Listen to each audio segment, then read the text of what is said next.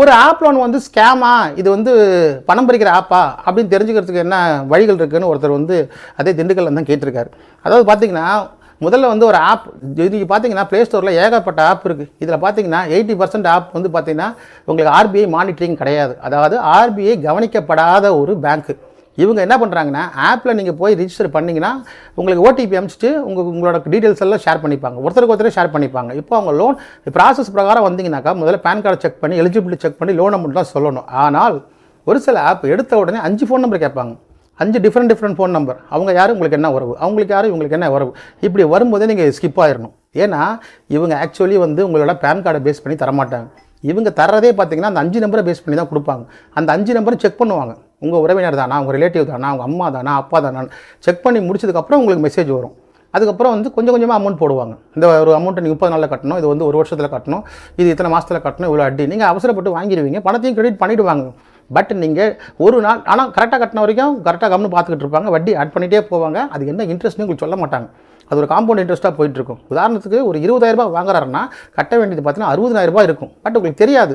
சில பேர் அதை கண்டுக்க மாட்டாங்க. ஆனால் கட்டாமல் விட்டுட்டிங்கன்னா அடுத்த வர்ற ஃபோன் எங்கேருந்து வரும்னா உங்கள் சொந்தக்காரங்க தான் போகும்.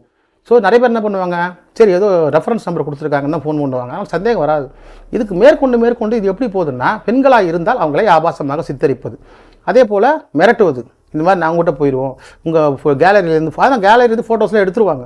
அந்த ஃபோட்டோஸை மாஃபிங் பண்ணுவாங்க. மாஃபிங் பண்ணி இந்த மாதிரி பறிக்கிற எக்கச்சக்கமான ஆப்ஸ் இருக்குது. இதில் எவ்வளோ பேர் மாட்டிக்கிட்டு வெளியே சொல்லாமல் எவ்வளோ பேர் இருக்காங்க, எவ்வளோ பெண்கள், குழந்தைகள், அதாவது மைனர் பசங்க கூட வச்சிங்களேன், அடுத்து உங்களுக்கு லோன் எடுத்து கொடுத்துருக்குறாங்க அவங்க பேரில், அவங்க நம்பரை கொடுத்துருக்குறாங்க. இப்படி நிறைய திட்டனிங் கால்ஸ் வந்து வரதான் வந்து தினசரி புகார் வந்துட்டு இருக்குது.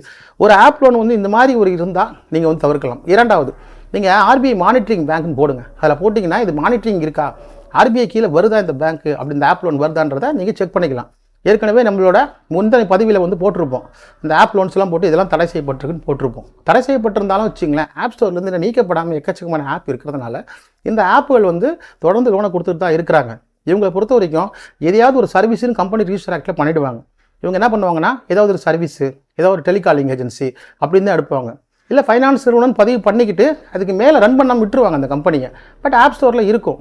அந்த ஆப் ஸ்டோர்லாம் போனீங்கன்னா கண்டிப்பாக நிச்சயமாக, ஆனால் யாரும் கண்டுபிடிக்க முடியாது. லோன் ஆப் மாதிரி தான் இருக்கும். பட் உள்ளே போனீங்கன்னா இந்த மாதிரி த்ரிட்டனிங்லாம், இந்த மாதிரி மிரட்டுறது, அதே போல் கலெக்ஷன் ஏஜென்ட் இதில் டைரெக்டாலாம் வரமாட்டாங்க. உங்களுக்கு கொடுத்த 5 நம்பர் பிடிச்சி வச்சுப்பாங்க. இந்த 5 நம்பருக்கு அனுப்புறது, அப்புறம் உங்கள் வாட்ஸ்அப்புக்கு வந்து மெசேஜ் அசிங்கமாக பண்ணுறது, இது மாதிரி எல்லாம் நிறைய இல்லீகல் ஆக்டிவ் பண்ணுவாங்க. பட் அவங்கள தேடி போனால் கண்டுபிடிக்கிறது கஷ்டம். இது போலீஸ் புகார் கொடுத்தாலோ, ஆன்லைன் புகார் கொடுத்தாலோ, ஆர்பிஐ